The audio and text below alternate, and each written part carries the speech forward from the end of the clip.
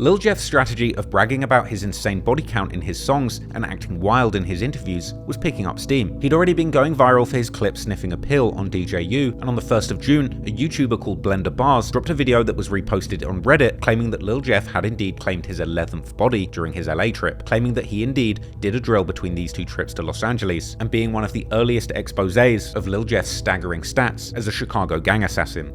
He claimed to have 10 bodies at least, and we have lyrics to match up with 2 of the bodies that he proudly claims after the ops supposedly hit a lick for some of his watches. By June the 3rd, his music video for the track Should've Saw It had 199,000 views, passing 200k the following day. Jeff was having the motion in music, and whilst this was only the beginning, he clearly had a lot of potential in the rap game. Unfortunately, however, as he often rapped himself, he was always more focused on the streets than the music, and only a few days later, he would end up on the wrong side of the sort of drills he usually was dishing out on the streets. On the 8th of June 2024, everything came crashing down for Lil Jeff and the Bloodhounds in dramatic fashion. After countless lyrics about jumping out of the car as soon as he sees his ops and shooting at them, the 8th of June was a day like no other, and in surveillance footage that was later leaked, we saw this was another day when Jeff, Q50, and another man indeed caught one of their ops, jumping out of the car outside of an address on South Rhodes Avenue, a street that Jeff and his friends had boastfully rapped about shooting up numerous times before. In the footage, if you look at the very top left of the frame, you can see a door of a car opening. This is Lil Jeff jumping out of the car, and he immediately begins shooting at a man wearing bright yellow shorts who ducks behind a car and runs up a porch into a house whilst being chased by Jeff, who continues shooting at him. He would then seemingly be chased by Jeff wearing a black Nike Tech hoodie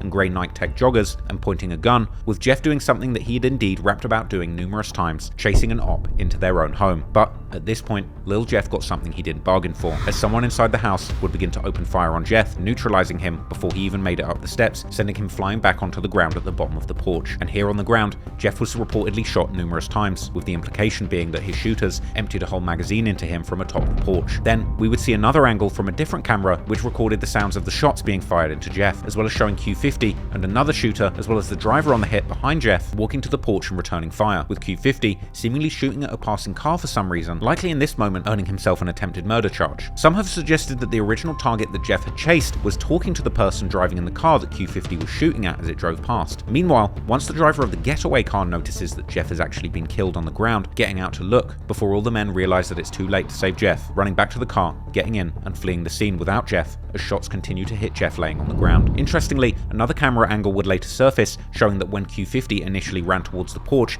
he slipped over and fell as he tried to let off shots, injuring his ankle, with Q50 being seen with a limp as he ran back to the car. And while Jeff was laying on the ground, he would reportedly be hit 19 times, and an insane total of 58 shell casings would ultimately be found at the scene of the shootout. And after it all went down, reports of the shooting would begin to circulate on Twitter, and police scanner audio would describe a chaotic scene. A later video by YouTuber Loyalty and Betrayal would actually do a full breakdown of the scanner audio. 302 Sam, we're hitting 12 rounds, 6639 South Roads. Straight 10.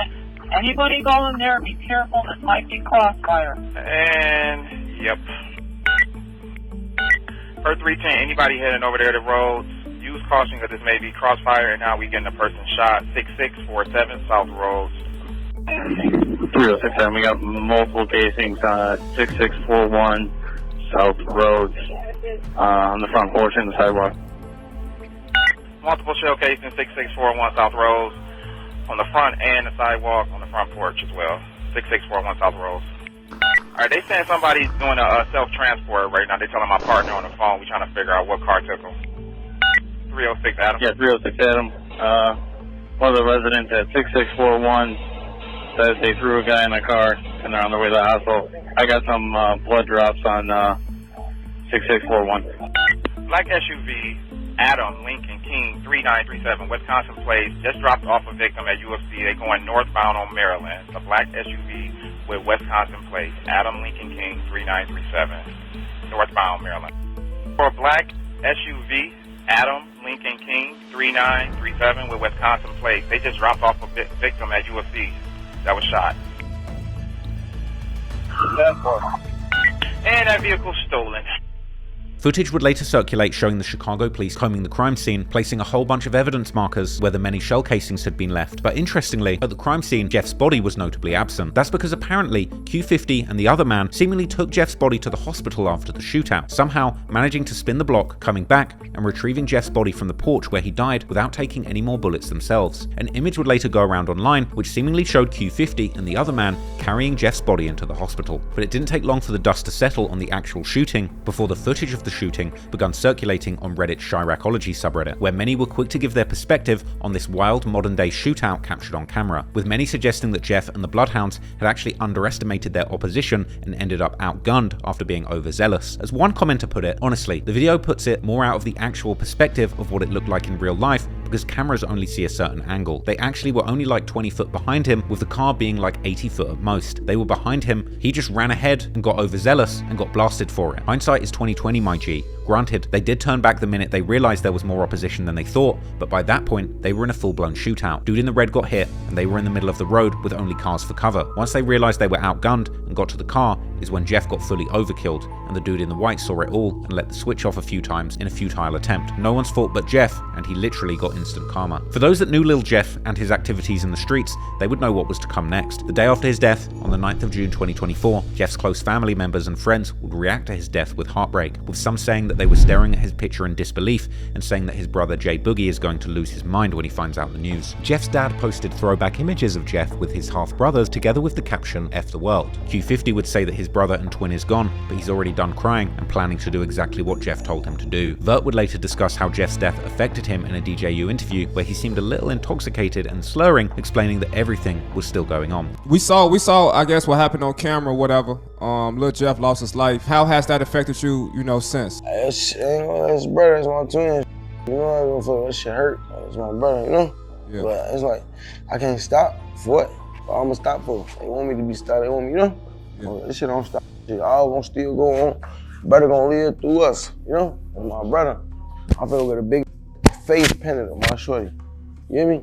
So I'm on right there. At some point, a vigil and balloon release was held in Jeff's honor, and a day later, on the 10th of June, a Bloodhound member would say that all the ops saluted Jeff for the work he put in on the streets and hinted towards revenge coming soon. And Jeff's dad would even respond on Facebook with an eerie post, saying, "Let it be known, y'all didn't get him, he came trying to get y'all, and what happened happened. But the saga continues, clear the streets." With some in the comments in disbelief that a father would be talking about his son like he was one of his homies in the gang, branding Jeff's father a goofy who actually failed his child. But Jeff's dad wasn't the only person with a connection to Jeff acting tough online. On the 18th of June 2024, a Bloodhound member says that they are the reason that the ops merch it on their friends. Then, on the 22nd of June 2024, Lil Jeff's funeral would take place, and images would circulate on social media showing the flower arrangements in the funeral program, as well as pictures of Jeff in his casket going around online, whilst others shared supposed buttons giving out which called Jeff the Reaper. His girlfriend would seemingly drop the Y in front of his flower arrangement, and a moving tribute would be passed around from the service which would tell all the details of his life, apart from the most salacious ones. It read, Jeffrey Lamar Harris, affectionately known as Lil Jeff, was born on July the 14th, 2002, at 11 a.m. to Latasha Lucas and Jeffrey Harris in Chicago, Illinois. From the moment he arrived, Jeffrey was a happy, intelligent baby who loved to laugh and bring joy to those around him. Jeffrey began his educational journey at CICS Longwood and graduated from Harold Washington Elementary School. He continued his studies at Kersey Metropolitan High School, graduating in 2020, and later took online classes at Daly College. Basketball was one of Jeffrey's greatest passions, and he spent his summers playing with AAU and dedicated his free time to the court, continuing his basketball career through his junior year of high school. Another favorite pastime was video gaming, where his friends fondly remember his eyes being glued to the screen. Lil Jeff was known for his deep affection and kind-hearted nature. He had a generous spirit, always willing to give his last to someone in need, and his silly side showed through his jokes and funny stories, leaving a lasting impression on anyone who spent time with him.